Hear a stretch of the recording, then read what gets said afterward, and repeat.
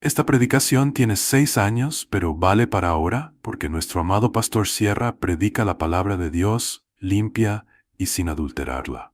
Gracias, Señor, es un privilegio tenerle como hermano. Te pido, Señor, bendición para él y su familia. Veo las predicaciones del Pastor Manolo todas las noches antes de dormir. No me importa las fechas anteriores. Bendiciones para mis hermanos en Cristo Jesús. Los abrazo desde Caracas, Venezuela. Amén, tremendo mensaje. Que el Señor bendiga al pastor por tanta sabiduría que Dios le ha dado. Gracias, pastor, por esos mensajes tan poderosos. Llevarles primeramente a Mateo, capítulo 2 del Evangelio según San Mateo, por favor, a partir del versículo 1. Mateo, capítulo 2, versículo 1. Vamos a estar leyendo unos versículos. Dicho sea de paso, mientras los están buscando, esta historia que vamos a leer ahora solamente la encontramos en el Evangelio según San Mateo. Marcos no menciona nada de la visita de estas personas, ni Lucas tampoco, ni Juan tampoco. Solamente Mateo, repito, es el único que nos habla de unas personas que vienen de muy lejos, guiados milagrosamente a través de un astro, a través de una estrella, con el propósito de reconocer, con el propósito de ofrecerle una serie de presentes y de regalos a un niño que prácticamente está no recién nacido, pero que ha nacido de una forma milagrosa, y ellos vienen desde lejanas tierras, como acabo de decir, guiados milagrosamente hasta llegar a el lugar donde vivía, Belén, Betlehem, la casa del pan, a 7, máximo 8 kilómetros de Jerusalén, se encuentra la pequeña localidad de Belén, que hasta el día de hoy se puede visitar. Empiezo a leer a partir del versículo 1. Estoy en Mateo 2, del versículo 1 en adelante, y dice así la palabra del Señor. Cuando Jesús nació en Belén de Judea, en días del rey Herodes, vinieron del oriente a Jerusalén unos magos, diciendo: ¿dónde está el rey de los judíos que ha nacido? Porque su estrella hemos visto en el oriente y venimos a adorarle. Oyendo esto, el rey Herodes se turbó y toda Jerusalén con él. Y convocados todos los principales sacerdotes y los escribas del pueblo, les preguntó dónde había de nacer el Cristo. Versículo 5. Ellos le dijeron: en Belén de Judea, porque así está escrito por el profeta. Dicho sea de paso, el profeta Miqueas. Y tú, Belén de la tierra de Judá, no eres la más pequeña entre los príncipes de Judá, porque de ti saldrá un guiador que apacentará a mi pueblo Israel. Entonces Herodes, llamando en secreto a los magos, indagó de ellos diligentemente el tiempo de la aparición de la estrella. Y enviándolos a Belén, dijo: id allá y averiguad con diligencia acerca del niño, y cuando lo halléis, hacédmelo saber, para que yo también vaya y le adore. Ellos, habiendo oído al rey, se fueron, y he aquí la estrella que habían visto en el oriente iba delante de ellos, hasta que llegando se detuvo sobre donde estaba el niño. Y al ver la estrella se regocijaron con muy grande gozo.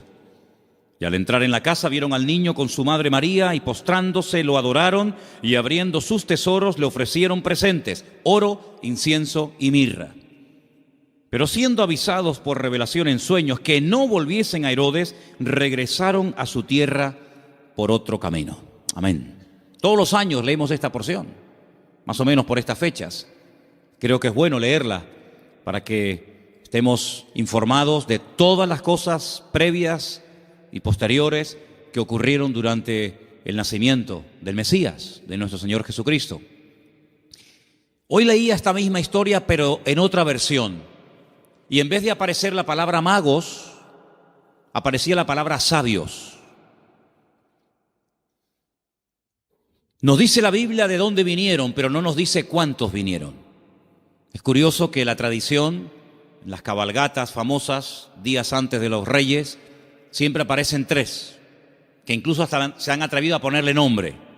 Melchor, Gaspar y Baltasar. Va a saltar. 2 blancos y 1 moreno. ¿Os dais cuenta que yo he leído la porción y no dice cuántos eran, ni cómo se llamaban? Podían ser 3, o 10, o 5, o 4.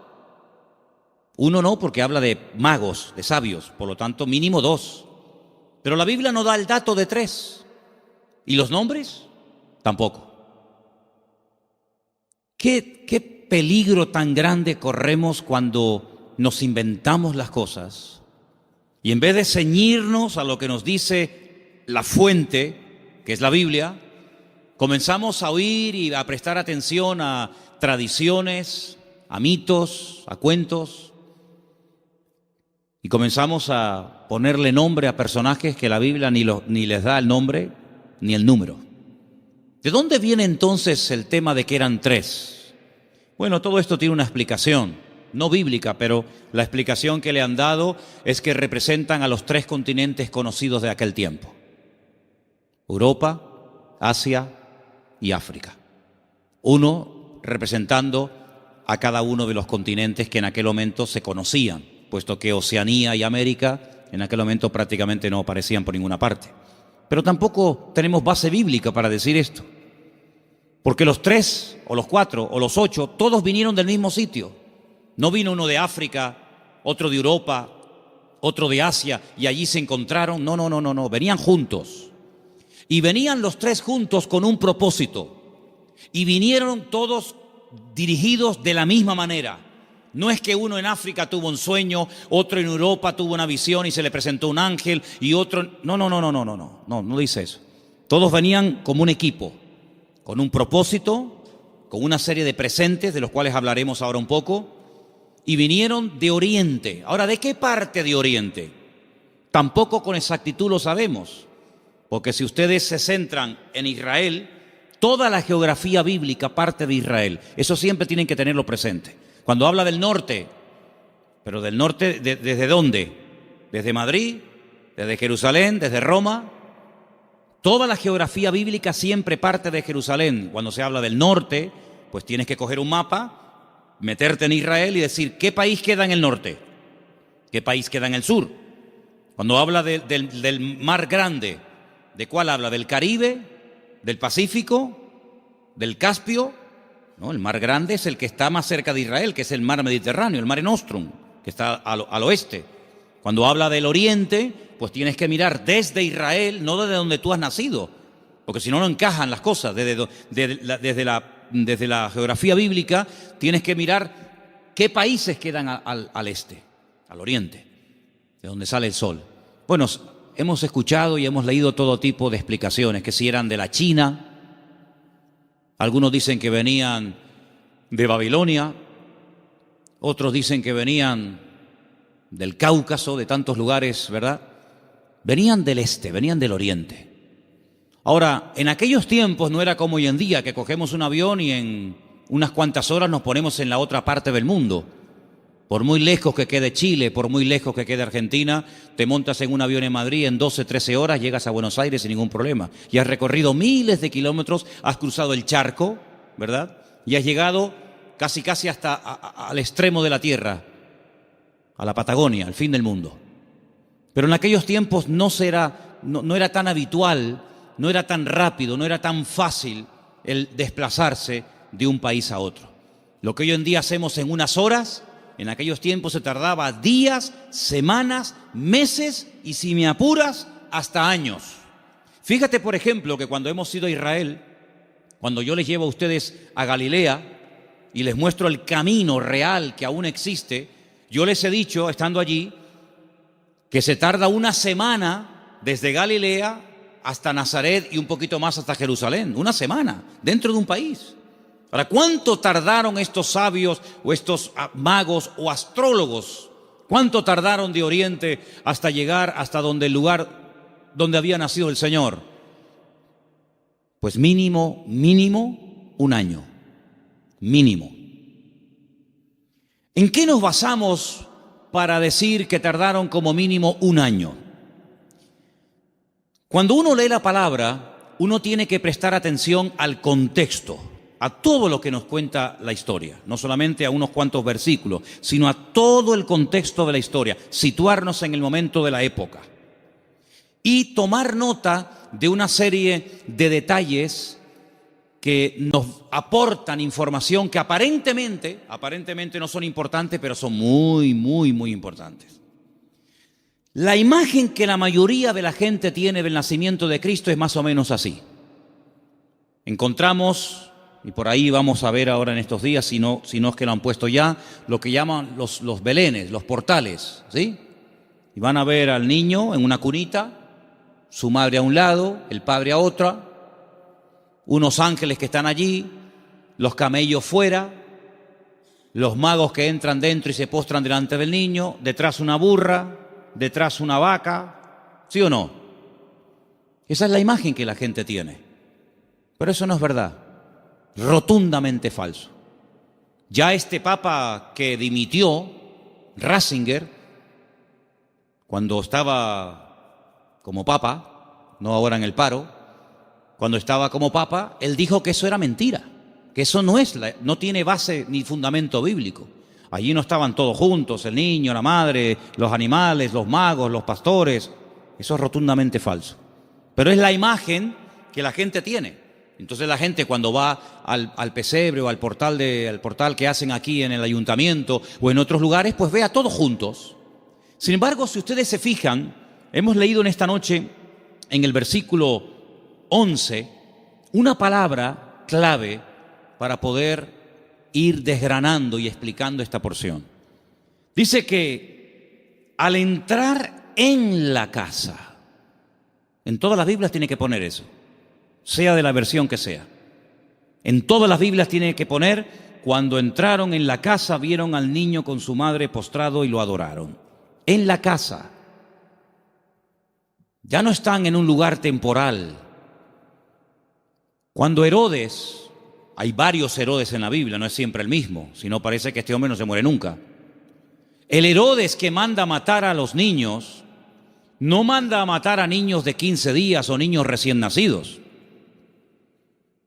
Él manda a matar a niños menores de 2 años, lo cual quiere decir de que había pasado ya mucho tiempo desde que había nacido hasta que llegan los magos a la casa. Los que sí vieron al niño envuelto decimos en pañales, en trapos, los que sí lo vieron prácticamente recién nacido, fueron los pastores. Los pastores que vivían allí en Belén, allí vivían los pastores. Y allí en Belén hay una cueva que tradicionalmente te llevan a verla y te dicen: mira, aquí es donde los pastores tenían el aprisco, el redil de las ovejas. Vivían en Belén, pero estos señores no vivían en Belén, estos señores vivían muy lejos, vivían en el oriente. Y estas personas no son advertidos del nacimiento del Mesías a través de ángeles, como fueron los pastores, que dice que estaban cuidando las ovejas, los corderos, porque en Belén era donde se criaban las ovejas, los corderos, que después se iban a sacrificar en el templo, porque Belén y Jerusalén están muy cerquita. Se puede ir hasta caminando. Y ellos son advertidos por ángeles, pero los magos y los sabios no. Los magos de Oriente, los sabios de Oriente, vinieron dirigidos por un astro. Nadie les habló, pero ellos miraron al cielo, durante la noche evidentemente, y vieron que una serie de señales indicaban que había nacido el Mesías. Ahora, ¿esta gente era creyente? ¿Eran paganos? ¿Eran idólatras? ¿Eran judíos? ¿Qué era esta gente? Porque si esta gente observa el horizonte y ve cómo se alinean una serie de estrellas y de astros y de constelaciones, ¿cómo saben ellos que el Mesías de los judíos ha nacido si no son creyentes? Podían haber interpretado esta señal de una forma completamente equivocada. Por ejemplo, en aquellos tiempos era muy común, en los tiempos de la Biblia era muy común que en aquellos sitios de tanta idolatría y de tanta adoración a los astros, al sol, a la luna, a las estrellas, cuando nacía un niño, los sacerdotes de esas religiones sacaban a los niños durante la noche y miraban al cielo. Y ellos interpretaban el momento en el que había nacido el niño, cómo estaba el horizonte, cómo estaban colocadas los astros y las constelaciones, y casi pronosticaban y profetizaban sobre el niño cómo iba a ser. Por ejemplo, hubo un hombre que nació en ese país, en ese lugar de tanta idolatría y de tanta observación a los astros, y fue un señor llamado Taré, que tuvo un hijo llamado Abraham.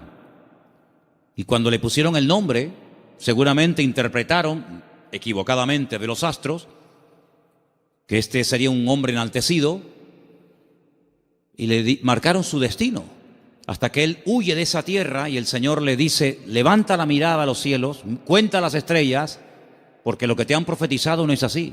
¿Cuánta gente queda marcada por la visita a un mago, a un astrólogo, a un curandero o a un adivino, y alguien le dijo que su hija o su hijo, su marido o su esposa o tú o no sé quién iba a pasar esto, esto y esto, y esa palabra falsa quedó ahí impregnada, pero como tú la has creído, a esa mentira tú la alimentas y le das fuerza, y el diablo se mueve en la mentira, el diablo se mueve en la ignorancia. Entonces te dice: no, es que tú vas a tener un niño, pero se va a morir a corta edad.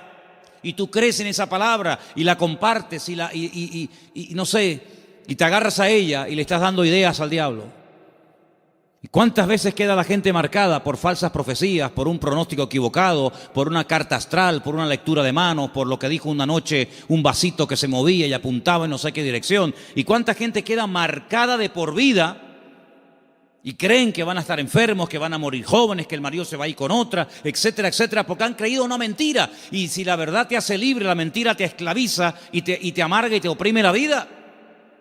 Pero estos hombres, cuando miraron ellos creían que aquel Leo y aquellas estrellas, ellos creían que aquello tenía un propósito y una razón. Y ellos no dijeron: ¿será que van a ser un rey en nuestra tierra? ¿Será que va a haber una catástrofe, un tsunami, un terremoto? No, ellos no se equivocaron, ellos interpretaron correctamente aquello y se ponen en marcha. Y como mínimo, te dije antes que tardaron un año. Y ellos no van yendo por todos los países preguntando: oye, ¿será aquí? ¿Será allí? Como aquellos que aquella noche, cuando oyeron la palabra profética del Señor que dice: uno de vosotros me va a entregar, todos dijeron: seré yo, seré yo, seré yo, seré yo, todos menos uno que dijo quién es. Los magos, los sabios de Oriente no comenzaron a ir por Europa, por África, diciendo: será por aquí, será por allá. No, esa estrella, su estrella, no una cualquiera, su estrella, esa señal profética marcada en el cielo, indicaba en una dirección. Ellos seguían y llegaron nada más y nada menos que al sitio correcto, al país correcto y al pueblo correcto, Belén de Judea. Y cuando llegan allí, a Herodes, que era el rey que los romanos habían puesto como un títere, le preguntan: ¿dónde está el rey de los judíos? Porque su estrella hemos visto en el oriente y venimos a adorarle. Le están haciendo esta pregunta a un rey. No le están haciendo esta pregunta a un esclavo. No le están haciendo esta pregunta a uno que encuentran por la calle, sino que van al palacio, al Herodión, que aún se puede visitar en Belén, ¿verdad? Y le están preguntando al rey, que supuestamente es el rey de los judíos: ¿dónde está el rey de los judíos? Porque venimos a adorarle. Y ellos reconocen que ese con el que están hablando no es. Claro, por eso dice que se produjo una consternación. La gente comenzó a decir: oye, han venido gente de lejísimos, cargados con unos presentes y unos regalos, una fortuna en oro, en incienso y en mirra. Y dice que vienen a adorar al rey de los judíos y dicen que su estrella han visto en el oriente, y estas noticias corrieron hasta Jerusalén y se produjo un tumulto tremendo, porque la gente decía: ¿pero a quién se refieren? Es decir, había nacido el Mesías, profetizado durante siglos y siglos, y nadie se había enterado. Fue como un nacimiento secreto. Nació el Mesías, del cual habló Isaías, Jeremías, Ezequiel y tantos profetas, y nadie se había dado cuenta. ¿No te has parado alguna vez a preguntar que Dios puede hacer muchas cosas hoy en día entre nosotros y no nos hemos dado cuenta de que es el Señor? Y atribuimos a la casualidad o a la coincidencia o a la suerte. Sin embargo, el que tiene todo el control y el dominio siempre es el Señor. ¿Cuántos dicen amén? ¿Cómo supieron interpretar estos hombres estas señales correctamente? Bueno, hay varias opiniones. Una de las opiniones más generalizadas y más aceptadas es que en Oriente, desde el principio de los tiempos, siempre hubo una tendencia del hombre que vivía en aquella zona a estar todo el día observando las constelaciones y las estrellas y los astros, tratando de pronosticar, tratando de averiguar el futuro. Ahí nació toda la astrología, ahí nació toda la brujería, ahí en la cuna de todo eso es Babilonia, Babel. Babel es Babilonia, es el mismo sitio. Babel significa confusión, lo que hoy en día sería Irak. Y fue en aquella zona, en aquella parte del mundo, donde ya en los tiempos del libro del Génesis dice que los hombres quisieron construir una torre. La palabra es sigurat, un observatorio, para que desde lo alto pudieran observar y pudieran decir, va a pasar esto, va a pasar aquello, y los astros dicen esto, y los astros dicen aquello. Es verdad que hay astros, y es verdad que hay constelaciones, y es verdad que hay constelaciones que se llaman Piscis y Capricornio, y Tauro y Leo. Es verdad, todo eso es verdad. Hay dibujos que se pueden hacer para interpretar todo eso, pero lamentablemente el hombre lo ha tergiversado y el hombre lo ha utilizado para atar, para engañar, para manipular y para tergiversar las verdades. Pero en aquellos momentos estos hombres, criados en aquel lugar, sabían que algún día nacería un Mesías. Ahora, de todos los profetas de la antigüedad, ¿quién es el que verdaderamente sabía cuándo iba a nacer el Señor? Porque esta profecía que hemos leído esta noche, la vuelvo a leer en Mateo 1:6, y tú, Belén de la tierra de Judá, no eres la más pequeña entre los príncipes de Judá, porque de ti saldrá un guiador que apacentará a mi pueblo Israel. Estas palabras están fechadas entre el 738 y el 698 antes de Cristo. Son palabras del profeta Miqueas. Ustedes pueden leerlo en el libro que tenemos en la Biblia que lleva su nombre, Miqueas. Pero hubo un profeta que sabía el día exacto en el que el Señor Jesucristo vendría en su primera venida a este mundo, y era el profeta Daniel. El profeta Daniel tuvo una revelación tremenda, muy amplia, y él sabía perfectamente que si se comenzaba a contar, nosotros contamos hacia adelante, ellos contaban hacia detrás, ¿verdad? Si se comenzaba a contar desde que se les permitiera retornar a Jerusalén, restaurar Jerusalén, restaurar las murallas, él sabía perfectamente cuándo nacería el Mesías. El Señor le dice, sabe pues y entiende que desde la salida de la orden para restaurar Jerusalén hasta el Mesías príncipe, habrá 70 semanas. Eso lo dice Daniel capítulo 9. Desde hasta. ¿Cuándo empezamos a contar? Desde que salgan y comiencen a restaurar la ciudad y comiencen a levantar el templo. Desde que salgan hasta que venga pasarán 70 semanas. Pero claro, como expliqué en su momento, 70 semanas son 490 días. Y no hay 490 días desde que Nehemías, Esdras y Zorobabel reconstruyen la ciudad de Jerusalén hasta Cristo. No hay 490 días, hay muchísimo más. Entonces, ¿qué es lo que pasa? También expliqué en su momento, y quiero solamente recordarles, que la forma de contabilizar el tiempo en la Biblia y según el pueblo de Israel varía mucho de cómo contamos nosotros el tiempo. Partimos de la base de que nuestro calendario no es el calendario bíblico. Nuestro calendario es un calendario mandado a hacer por un papa llamado Gregorio. Un tiempo que gira, un año que gira en torno al tiempo que tarda el sol en dar todo el círculo, ¿verdad? O la tierra, perdón, el tiempo que tarda la tierra en recorrer las 4 estaciones, que es alrededor de 365 días. Mientras que el calendario bíblico es un calendario basado en la luna y tiene 360 días. Silencio, por favor. Quiero que presten atención todos, no me estén hablando nadie. Si el calendario bíblico tiene 360 días y nuestro calendario tiene 365, Aquí hay un problema. Nuestro calendario va aumentando más rápido de lo que va aumentando el tiempo bíblico. Tenemos más días para hacer un año que el calendario bíblico. El calendario bíblico es más corto. Primer problema. Segundo problema que tenemos. Nosotros contabilizamos el día a partir de las 12:01 de la noche. En la Biblia no se cuenta, estamos hoy a jueves, ¿verdad? ¿Hasta qué momento será jueves? Hasta las 12:01. Hasta las 12 de la noche es jueves. Y a las 12:01 automáticamente ya es viernes. En la Biblia, el día empieza con la caída del sol. Cuando se pone el sol y una mujer no tiene luz para enhebrar una aguja y ya se pueden ver tres estrellas en el horizonte y ya no hay luz suficiente para enhebrar una aguja, ahí empieza.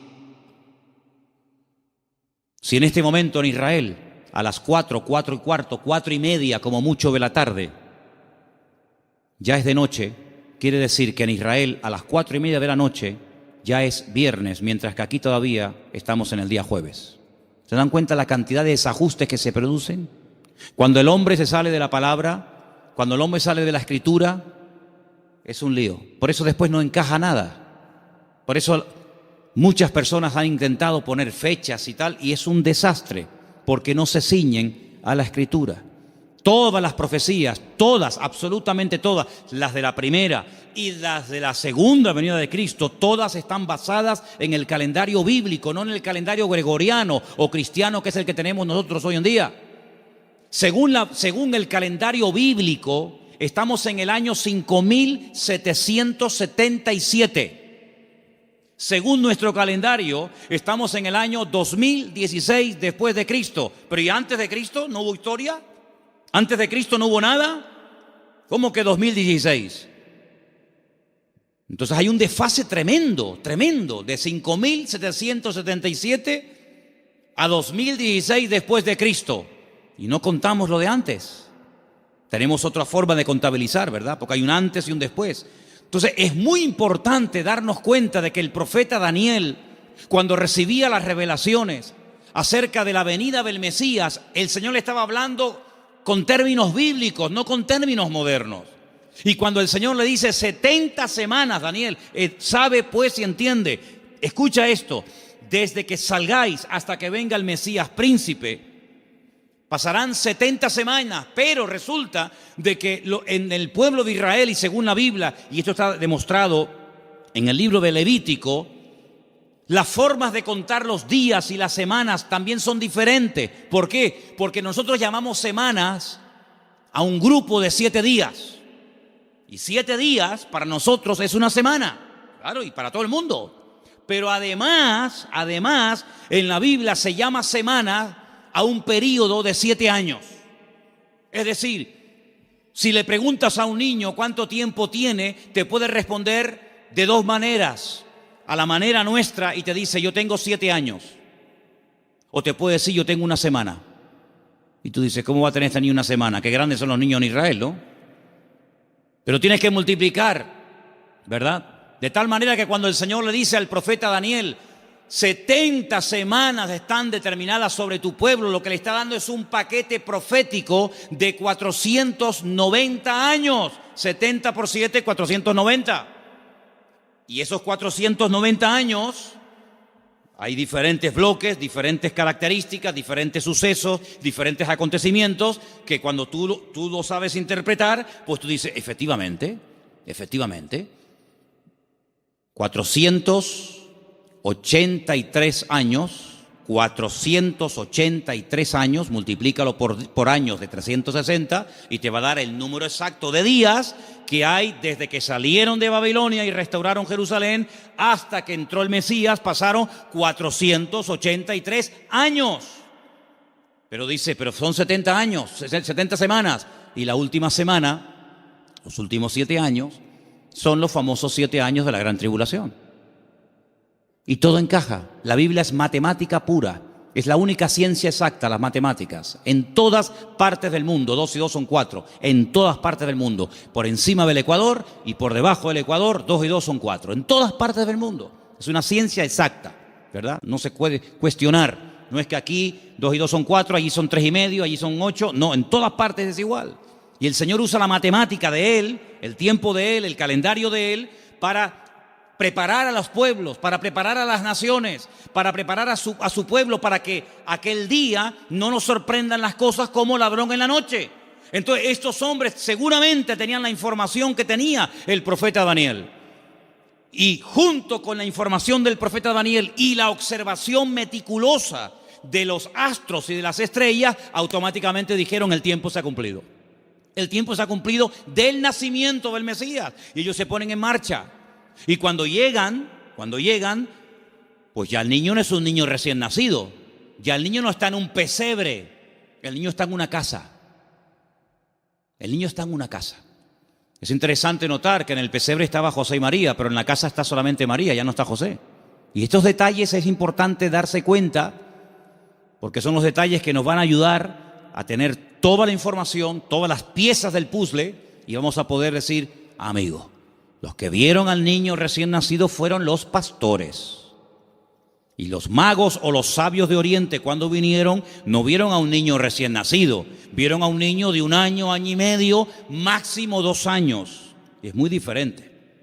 Ahora, es interesante que Herodes, es decir, no se toman decisiones políticas, no se hacen edictos reales hasta que le llega la información de los sabios o de los magos a Herodes. Mientras tanto, Herodes estaba tranquilo, pero en el momento en el que estos hombres le dicen: es que el motivo de nuestra visita a Belén, ellos no son de aquí, el motivo de que estemos aquí tan lejos de nuestra tierra es que venimos a adorar a un rey que nos ha dicho, nos ha guiado el Señor, y sabemos que tenemos que venir a adorarle. Jamás un rey, jamás una persona se le ocurriría visitar a un rey con las manos vacías, porque era un insulto. Era una provocación, era el no reconocerme. ¿Cómo te atreves a venir a visitarme a mí con las manos vacías? No me estás reconociendo como rey. Si tú me reconoces y te sometes y me respetas, tienes que traerme siempre un presente. Y por eso ellos vienen cargados con muchos kilos, hermano, ¿no? A veces vemos en las obras de teatro, en las películas, vemos una cajita ahí ridícula. Date cuenta, hermanos, que José era un hombre que tuvo que cerrar su negocio y se tuvo que ir al extranjero a vivir durante un tiempo. Y este hombre, cuando llega a Egipto con un niño pequeño, con su mujer, él no tiene trabajo, él es un extranjero. Los judíos no eran muy bien vistos en Egipto, porque siglos atrás los judíos, a través de otro judío llamado Moisés, habían destrozado el país de Egipto. Por lo tanto, no iba a ser nada fácil para un extranjero abrirse camino en Egipto. Pero tú no te preocupes, el Señor siempre va adelante. Cuando tú haces tu parte, no te quepa la menor duda de que el Señor siempre va a hacer la suya. Eso lo he enseñado yo hasta la saciedad. Algunos hacen caso y otros no hacen caso. Pero los que hacen caso y hacen su parte y se mueven en fe, el Señor siempre les sorprende. Ahora, los que están esperando que se llene la piscina para tirarse, ni con la piscina llena se tiran, porque no se van a tirar. El creyente tiene que andar por fe y no por vista. Ellos se dirigen hacia Belén, el lugar donde estaba escrito que tenía que nacer el Mesías, porque, hermanos, había tantos datos, tanta información, tantas profecías sobre el nacimiento y sobre la vida del Mesías, que era imposible cumplirla todas. No las voy a mencionar todas, evidentemente, pero se tenían que dar más de 150 profecías en aquel que decía que era el Mesías para poder reconocerlo, valga la redundancia, como el Mesías. Si una persona decía: yo soy el Mesías, y se le preguntaba: ¿de dónde tú eres? ¿Dónde has nacido? Y te decía: yo nací en Capernaum. Tú no puedes ser el Mesías. Aunque hagas milagros, aunque prediques muy bonito, tú no puedes ser el Mesías. ¿Por qué? Porque tú no has nacido en Belén de Judea. Por lo tanto, si alguien se levantaba y decía: yo soy el Mesías, y predicaba y hacía milagros, qué bien, ¿será este el Mesías? ¿Cómo te llamas? Yo, Santiago, Jacobo. Tú no puedes ser el Mesías. ¿Por qué? Porque el Señor dice cómo se iba a llamar el Mesías. Si alguien se levantaba y decía: yo soy el Mesías, he sanado enfermos, mudos, ciegos, paralíticos, he resucitado muertos, he limpiado leprosos. Y la gente se quedaba con la boca abierta. Si a alguien se le ocurría de preguntarle, ¿de qué tribu eres? ¿Cuál es el origen de tu familia? Y te decía, yo soy de la tribu de Neftalí. Le podía decir, tú eres un falso Mesías. ¿Por qué? Porque la Biblia profetizaba que tenía que ser de la tribu de Judá. No de otra tribu, sino de la tribu de Judá. Por lo tanto, hermanos, era prácticamente imposible que en una persona coincidieran todos los detalles de Belén de Judea, de una joven que nació como nació, de la tribu de Judá, etcétera, etcétera, etcétera. Más aparte, todas las profecías que tenían que llevarse a cabo durante su ministerio público, aparte cómo lo iban a crucificar, porque el Mesías tenía que morir crucificado, no podía morir de viejo, no podía morir de un tiro, de una flecha, de un arco, de una jabalina, no podía morir de un infarto, tenía que morir crucificado entre dos malhechores, no entre 10, no entre 2. Y no le podían partir ni un solo hueso. Eso es imposible, a un crucificado que no le partan ni un hueso. Se los partieron al de la izquierda, se los partieron al de la derecha, pero a Jesús no. A Jesús no. No le podían partir ningún hueso. Y iba a morir como un inicuo, como un pecador, como un vil pecador, pero iba a ser enterrado como un rico.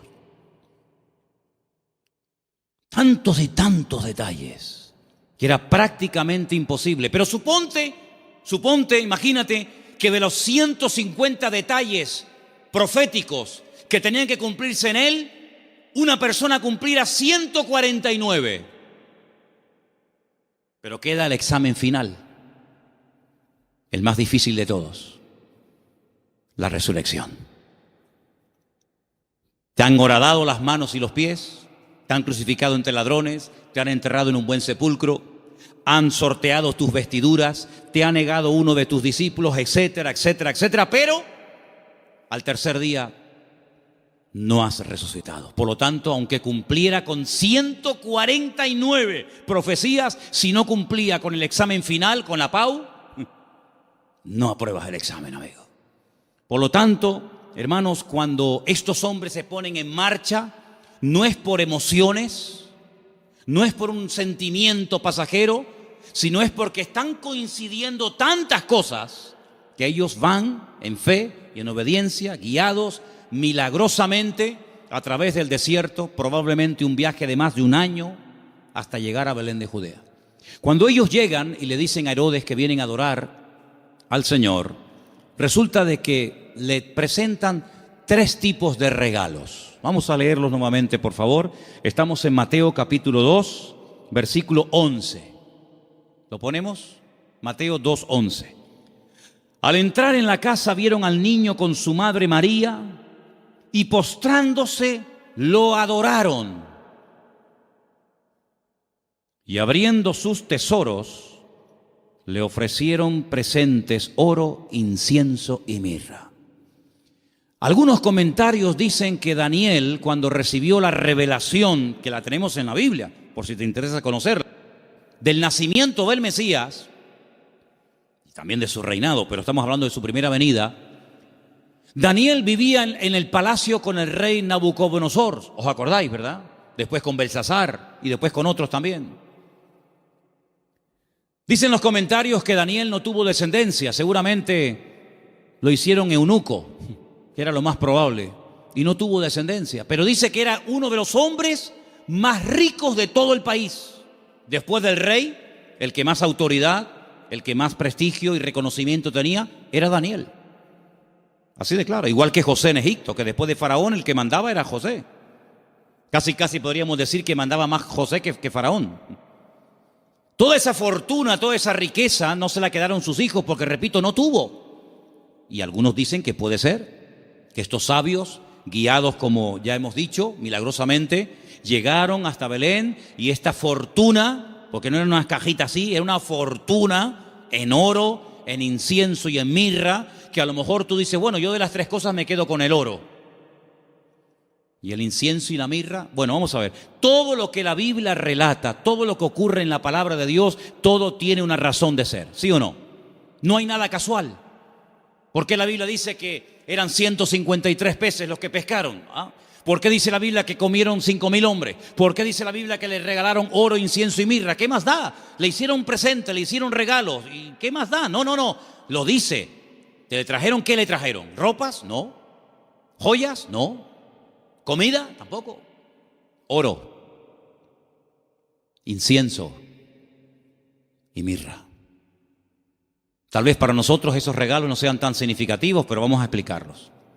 En estos 3 regalos, nosotros podemos ver, en cierto sentido, el reconocimiento de ese triple ministerio que el Señor Jesucristo llevaría a cabo durante su vida.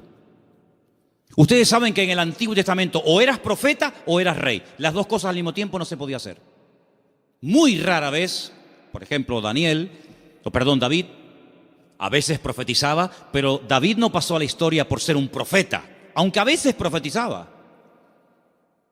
Pero uno conoce a David como el rey de Israel, no como un profeta. Sin embargo, a Isaías lo conocemos como un profeta. Sin embargo, en la figura de Cristo, en la figura del Mesías, se iban a dar 3 características únicas de él: rey, profeta y sacerdote. Rey, profeta y sacerdote.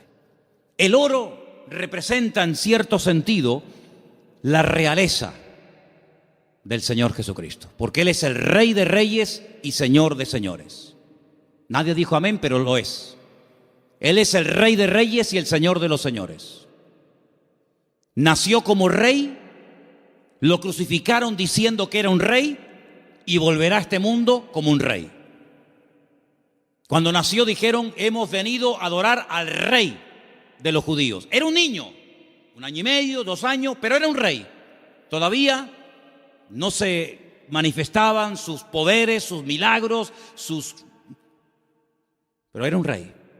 Cuando murió en una cruz, él no lo dijo, pero Pilato dijo: quiero que le pongan encima de la cruz un título, una placa donde ponga en 3 idiomas para que todo el mundo lo entienda, en latín, en hebreo y en griego. Quiero que pongan: este es el rey de los judíos. Es increíble. Cuando Pilato le dice: pero tú eres un rey, ¿sí o no? Y dice: yo para esto he venido a este mundo.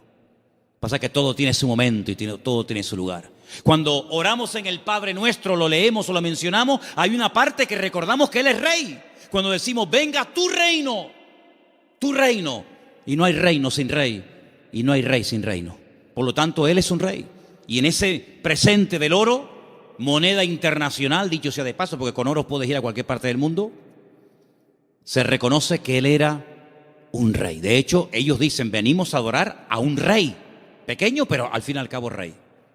Luego resulta de que el Señor Jesucristo era profeta, era la voz del Padre, era el que anunciaba las buenas nuevas de salvación a los quebrantados de corazón, a los ciegos, a los prisioneros, a los pobres. Él proclamaba el mensaje, era un profeta. Y ahí lo vemos, hermanos, como la mirra. La mirra era lo que se utilizaba, ¿verdad?, en los ungüentos para ungir a las personas.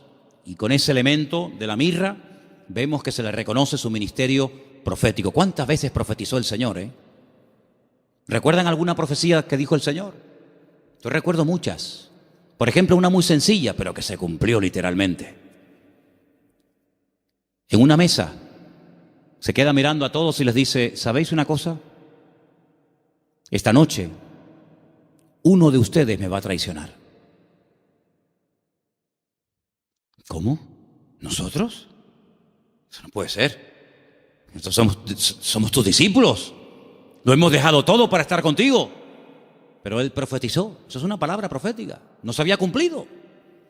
Uno de vosotros me va a traicionar. Uno de vosotros me va a negar. Y se cumplió literalmente. Aunque el que lo iba a hacer dijo: no. Aunque todos te abandonen, yo nunca te abandonaré. Y resulta que el que más habla es el que es. Ay, amigo. Yo recuerdo una profecía que dijo el Señor. Muy larga, por cierto, la tenemos enterita en Mateo 24. En los últimos tiempos se levantará nación contra nación y reino contra reino, y la maldad se multiplicará, pero el que persevere hasta el fin será salvo. Estamos viendo cómo la maldad se ha disparado de una forma increíble, hermanos, increíble. Raro es el día que usted no ponga la televisión a la hora de las noticias y no oiga tragedias y tragedias y tragedias y más tragedias. Si no es en Alemania, es en Francia, si no en Siria, si no en Jordania, si no en Grecia, siempre por todos los lados. Hablábamos de Sodoma y Gomorra, pero ¿cuántas ciudades hoy en día han ganado en maldad a Sodoma y Gomorra? Antes había una Sodoma, antes había una Gomorra, ahora hay miles de Sodomas y de Gomorras, miles. La maldad se va a multiplicar. Falsas doctrinas, falsas enseñanzas, terremotos, pestes. Hermano, ¿cuántas palabras dio el Señor? Una palabra profética que dijo: vete, tu criado ha sido sanado en esta misma hora. Es una palabra profética. Estaba allí, pero cuando llega, estaba sanado. Dice: ¿a qué hora fue sanado? Dice: a tal hora. Dice: a esa hora fue cuando él me dijo que iba a ser sanado. Profeta fidedigno, siempre anunciando la verdad. Palabra de Dios claramente. Y como sacerdote, ahí tenemos representado el incienso. El incienso que subía continuamente a la presencia de Dios recuerda el ministerio sacerdotal. Pero algunos de ustedes dirán: pero Cristo no podía ser sacerdote, porque los sacerdotes eran de la tribu de Judá, de la tribu de Leví. Y Jesús, como tú acabas de decir, no era de la tribu de Leví, era de la tribu de Judá. Los de Judá no podían ser sacerdotes. Es verdad, tienes razón. Pero Jesús no es sacerdote según la tribu de Leví, sino Jesús es sacerdote según Melquisedec, rey de Salem. Porque los levitas desaparecieron, pero el sacerdocio de Cristo es constante, permanente y eterno por los siglos de los siglos. Amén. ¿Te das cuenta? Por lo tanto, todo encaja de una forma perfecta. Oro, incienso y mirra. Ahora puedes salir corriendo a Egipto como extranjero, no tienes trabajo, nadie te va a abrir las puertas, pero tú no te preocupes. El hombre te cerrará las puertas, pero Dios que va delante de ti te abrirá todas. ¿Cuántos dicen amén? Esa es la confianza. Y José no cuestionó, José no dijo: bueno, pero esto es una locura, esto es un disparate, y yo cómo voy a cerrar mi negocio y mis herramientas, y yo me dedico a esto y ahora voy a Egipto, y qué hago yo allí, no hablo el idioma, no me conoce nadie, no tengo clientes. No importa, cuando el Señor te dirija a hacer algo, no tengas miedo. Dice la Biblia que el que pone su mano en el arado y mira atrás, el surco le sale torcido y no sirve. Pero nosotros no andamos por emociones, por sentimientos. Y lo dije una vez: lo que está claro en la palabra, no busque confirmación. Hay gente: no, es que yo quiero ver lo que Dios me dice, que ya te lo dijo. Tú no tienes que orar para ver si es la voluntad de Dios invitar al domingo al culto al vecino. ¿Qué quieres? ¿Molestar a Gabriel con todo lo ocupado que está para que venga a ti a decirte: sí, vete al vecino a hablarle de mí? Cuando la Biblia dice: id por todo el mundo y predicar el evangelio a toda criatura. Lo escrito no necesita confirmación. Los que siempre buscan confirmación son los que dudan, los que no se terminan de fiar, los cobardes como Gedeón, que ponía una prueba y vamos a poner otra, y vamos a poner otra. ¿Cuántas pruebas queremos? Por lo tanto, hermanos, la visita de esta gente fue algo realmente increíble, algo tremendo. Pero al mismo tiempo tengo que decir que Herodes le dio un encargo. Herodes le dijo: bueno, pues díganme dónde está exactamente, para que yo después vaya y también le adore juntamente con ustedes. Estaba mintiendo, estaba diciendo mentiras. Nunca fue a adorarlo, al contrario. Vamos a leerlo. Estamos en Mateo capítulo 2. Después que partieron ellos, he aquí un ángel del Señor se le apareció en sueños a José y le dijo: levántate, toma al niño y a su madre, huye a Egipto y permanece allá hasta que yo te lo diga, porque acontecerá que Herodes buscará al niño para matarlo. ¿Te das cuenta? Para matarlo. Le dijo a los sabios: no, yo quiero adorarle. Pero es mentira, lo quiere matar, es falso. Y él, despertando, tomó de noche. Pero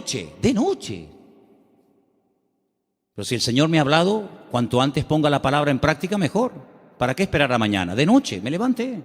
Se levantó de noche y dice: tomó al niño y a su madre y se fue a Egipto, y estuvo allá hasta la muerte de Herodes, para que se cumpliese lo dicho por el Señor por medio del profeta, cuando dijo: de Egipto llamé a mi hijo. Entonces Herodes, cuando se vio burlado por los magos, se enojó mucho y mandó matar a todos los niños menores de 2 años. Si el niño estaba recién nacido, no tiene ningún sentido promulgar un edicto real para matar a un niño de 1 año, año y medio, 2 años, no tiene sentido. Pero es que ya te vuelvo a repetir, el niño ya hacía mucho tiempo que había nacido. Pasa que los magos habían tardado mucho tiempo en llegar. Entonces dice que mandó a matar a los niños menores de 2 años que había en Belén y en todos los alrededores conforme al tiempo que había inquirido de los magos. Qué curioso que cuando le interesaba tener una información se movía, pero cuando no quería cumplirla se hacía el loco, ¿no? Entonces se cumplió lo que fue dicho por el profeta Jeremías, otra palabra más cumplida. ¿Qué decía la palabra? Voz fue oída en Ramá, grande lamentación, lloro y gemido. Raquel, que llora a sus hijos y no quiso ser consolada porque perecieron. Pero después de la muerte de Herodes, aquí un ángel del Señor le apareció en sueños a José en Egipto y le dijo, levántate, toma al niño y a su madre y vete a la tierra de Israel, porque han muerto los que procuran la muerte del niño. ¿Cómo iba a saber José en Egipto sin WhatsApp, sin Facebook, sin ordenador, sin nada, que ya puedo volver a casa? ¿Cómo lo puedo saber? Toda la información que necesitamos saber la sabe el Señor. Y cuando el Señor te diga, vuelve otra vez, fíjate, porque el Señor sabe perfectamente que el de la muerte de Herodes ha llegado. Era un hombre que se dejaba, se habla mucho de María, pero la verdad que este hombre era un hombre increíble, un hombre extraordinario, un hombre obediente, un hombre sumiso, un hombre que no cuestiona, no es un hombre lleno de dudas, sino es un hombre que se deja guiar de una forma tremenda. Ellos, habiendo oído que el rey, estamos en el versículo 21, ¿verdad? Entonces él se levantó, tomó al niño, a su madre y vino a la tierra de Israel. Pero oyendo que Arquelao reinaba en Judea en lugar de Herodes, su padre, tuvo temor de ir allá. Pero avisado por revelación en sueños, se fue a la región de Galilea, bien arriba al norte. Y vino y habitó en la ciudad que se llama Nazaret, para que se cumpliese lo que fue dicho por los profetas, que había de ser llamado Nazareno. Es que todo se cumple, es que no hay ni un detalle que tú digas, oye, es que todo, absolutamente todo, el que se vaya a Egipto, el que vuelva, el que justamente se vaya a vivir a Nazaret, el que es que todo, absolutamente todo. Por eso Mateo es tan detallista con estos datos, porque él está intentando convencer a los judíos que van a ser los que van a leer su evangelio. Él está intentando abrirles los ojos y evangelizarlos a través de este evangelio y mostrarles que no era nada casual, sino que todo estaba cumpliéndose literalmente al pie de la letra. Y todo era para que se cumpliera lo dicho por el profeta, para que se cumpliera lo que profetizó el Señor, para que se cumpliera. Esa es la base del Evangelio de Mateo, el cumplimiento de las palabras proféticas dichas siglos antes de que naciera el Mesías. Ahora, si saltamos un momentito, y quiero leerlo rápidamente, en Lucas, capítulo 2, hemos leído Mateo 2, en Lucas capítulo 2, dice en el versículo 8, que había pastores en la misma región que velaban y guardaban las vigilias de la noche sobre su rebaño. Y aquí se les presentó un ángel del Señor y la gloria del Señor los rodeó de resplandor. Tuvieron gran temor, pero el ángel les dijo, no temáis, porque aquí os doy nuevas de gran gozo, que será para todo el pueblo, que os ha nacido hoy, no ayer, no hace una semana. Hoy os ha nacido en la ciudad de David. ¿Cuál es la ciudad de David? Belén. Si David también era de Belén, era de allí. Un Salvador que es Cristo, el Señor. Esto será de señal. Hallaréis al niño envuelto en pañales, acostado en un pesebre. Ustedes sí lo van a ver recién nacido. Los magos no lo vieron recién nacido. ¿Vale?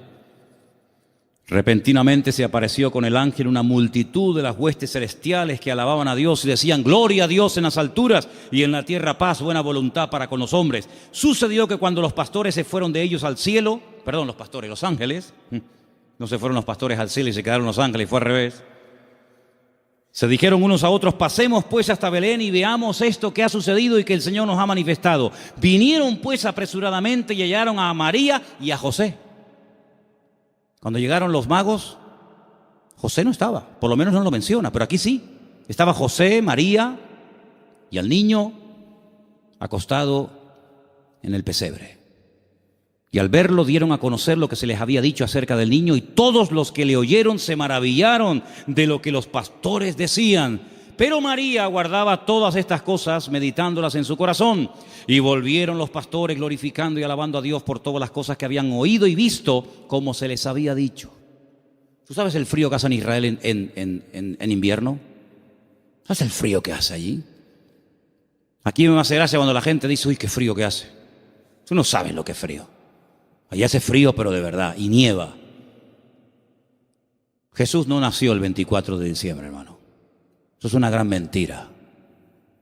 A partir del 400 y pico después de Cristo, alguien dijo que había nacido el 24 de diciembre, porque era el día más pagano del año, el peor día de todos. Y entonces dijeron, bueno, pues el día peor, el más pagano, el más terrible, vamos a cristianizarlo. Y vamos a decirle al mundo que el Mesías nació en este día, para que en vez de adorar al sol y en vez de adorar las barbaridades que adoran, adoren al Rey, al Señor Jesús. Y desde ese momento, pues se instituyó pues esa fecha. Pero Jesús no nació en diciembre. Jesús nació, y se puede demostrar bíblicamente, y en la página web Luis ha hecho un trabajo extraordinario de las tablas de los tiempos en los que ministraban los sacerdotes en el templo en Jerusalén, etcétera, etcétera. Jesús nació entre septiembre y el mes de octubre. Entre septiembre y octubre. ¿Os dais cuenta también el detalle de Lucas que no habla de animales dentro del pesebre? Judío jamás en la vida dormiría junto a animales. Jamás en la vida. Usted no puede leer la Biblia, y menos el Nuevo Testamento, con una visión occidental o puramente cristiana, porque usted no tiene ningún problema en ver una vaca, una oveja, una cabra y una mujer y un... No, perdone. Judío es tremendamente escrupuloso para eso. Los animales jamás conviven con los hombres, ni los hombres conviven con los animales. Ese es el cuento. Yo siempre he dicho que el portal de Belén es idolatría en miniatura, ¿o no? ¿Qué diferencia hay entre tener a un Cristo así de grande y tener uno así chiquitito? Bueno, perdón, cuando yo era pequeño, mi madre tenía en lo que se llamaban el portal de Belén un cacho de Cristo así, De pequeño nada, era así, Desnudito, con el pañalito y con los deditos así. Y con una corona así, y con una cunita como de paja. ¿Qué diferencia hay entre adorar a un Cristo así, o uno así, o uno así, o uno así? Ninguna. El tamaño no hace mayor o menor el pecado. No te harás imagen, dice la Biblia. No te harás imagen. No te harás imagen. ¿Dónde dice eso? Éxodo 20. No te harás imagen de lo que está arriba, ni abajo, ni aún debajo de la tierra. Ni te postrarás, ni las honrarás. En la casa de un creyente no puede haber ningún tipo de imágenes, ni de santitos, ni de vírgenes, ni de Cristo, ni de nada habido por haber. Es que es el Señor. ¿Qué es Señor? Es que es María. Es que es José. No, eso es falso. Un pesebre, un portal, es idolatría en miniatura. Idolatría en miniatura. Y la Biblia prohíbe a un creyente adorar y hacer, no solamente, es que yo no lo adoro, pero lo ha hecho. Dice la Biblia, no te harás. Porque no solamente dice no adorarás, sino dice no te harás. ¿Qué diferencia hay? Bueno, yo no la adoro, pero la ha hecho, por lo tanto es lo mismo. Eso no es de Dios. Eso no es de Dios. Entonces, queridos hermanos, no nació en diciembre, porque dice que estaban cuidando las vigilias de la noche. Los pastores en diciembre no están al aire libre, pasando frío, con nieve y con temperaturas bajo cero, sino que están guardados.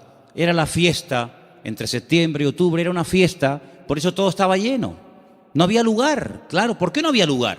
Tanta gente allá en aquellos días, en aquel lugar, en aquellos días sí. ¿Por qué? Porque era la famosa fiesta de los tabernáculos, la fiesta de Sucot. Y se tradujo la palabra Sucá por la palabra pesebre, y así todo quedó bonito.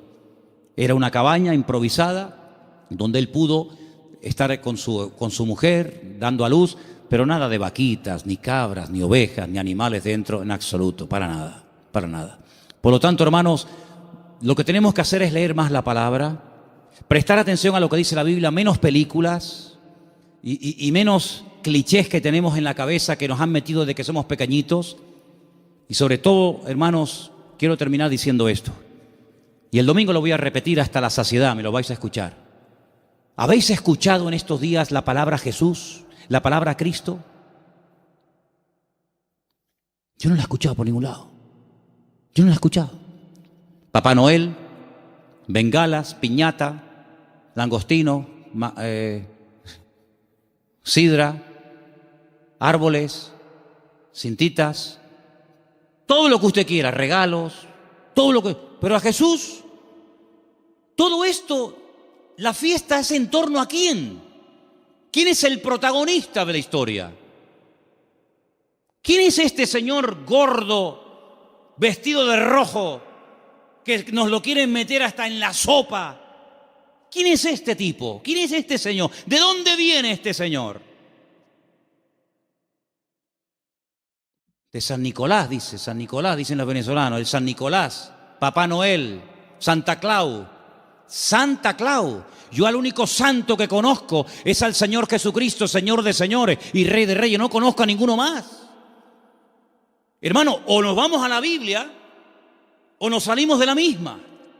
El protagonista en estos días no es Papá Noel, no son los magos, no es el arbolito. El protagonista tiene que ser nuestro Señor Jesucristo, que aunque el mundo diga que ha nacido en diciembre, bueno, está bien, diciembre, enero, ¿qué más da? Lo importante es que tenemos que recordar de una forma especial, una vez al año, que el Señor Jesucristo vino, pero ¿vino para qué? ¿Para qué vino? ¿Para qué vino? Y todo eso, Dios mediante, lo explicaremos el domingo, porque el tema del programa del domingo es ¿qué es la Navidad? Y lógicamente para explicar lo que es la Navidad, tendré que explicar previamente lo que no es la Navidad. Pero hermano, nosotros no entramos en ese juego de consumismo. Si usted el 24 por la noche no puede tener la mesa llena de comida, no se preocupe, no pasa nada, hermano. El protagonista no somos nosotros, regalo va, regalo viene. Pero ¿a quién le llevaron los sabios regalos? ¿A quién? ¿A José? ¿A María? ¿A quién fueron a adorar? ¿A quién queremos adorar nosotros, hermano? ¿No lo queremos adorar a Él? ¿Al Señor tu Dios adorarás y a Él solo servirás? Pues todo este tinglado, este negocio y este comercio que ha inventado el hombre, que muchos negocios están esperando que llegue la Navidad para ver si vendo más, para ver si... Hermanos, esto no tiene nada que ver, esto no tiene nada que ver. Nosotros queremos dar testimonio de que el Señor vino a este mundo para morir por nosotros en una cruz y resucitar y perdonar nuestros pecados. Eso es a lo que vino el Señor. Que en cierto sentido, sí, fue un día alegre el día de su nacimiento, pero también fue el principio del fin. En el sentido de que ese niño hermoso y bonito y anunciado por ángeles y profetizado por centenares de profetas ha nacido para morir y morir de una forma terrible, terrible. Y nosotros sabemos todo eso y vamos a decirle al mundo, hermano, amigo, él vino para esto, pero nadie habla de Cristo, ni en la 3, ni en la 5, ni en ningún canal, ni en ninguna radio, nadie habla del verdadero motivo por el que